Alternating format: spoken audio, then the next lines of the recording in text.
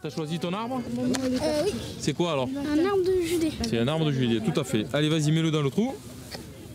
Quentin a 9 ans. Allez, tiens, vas-y. Délégué de classe, c'est lui qui a écrit à la mairie pour que son école participe au reboisement de cette parcelle. L'été dernier, il y a eu beaucoup de feux, d'incendies. Et ici, ça a été touché, la forêt a été touchée. Donc on replante des arbres pour que ça reparte. Je trouve que je fais une très bonne action et je suis joyeux, oui. Ici, au sud de la ville d'Istres, une 60aine d'hectares de forêt est partie en fumée. Dans un premier temps, 80 arbres seront plantés, des variétés locales comme le prunier, le micocoulier et l'olivier. Le but du jeu, c'est effectivement de favoriser l'implantation d'espèces dans le respect de l'environnement. C'est effectivement une espèce qui n'ait pas trop de besoin en eau. Donc là, en l'occurrence, c'est un olivier très adapté au terrain.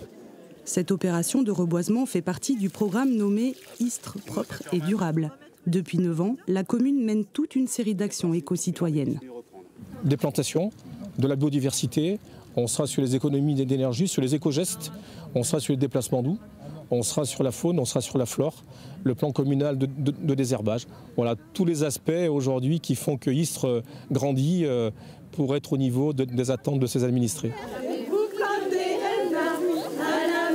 Et avant de partir, chaque petit jardinier a accroché son nom à son arbre, comme Quentin. Pour que plus tard, j'amène mes parents pour qu'ils voient et dans quelques années, mes enfants. Si jamais j'en ai. Voilà. À l'automne prochain, le reboisement se poursuivra sur ces 20 hectares en suivant un schéma de plantation rigoureux pour minimiser les risques d'incendie.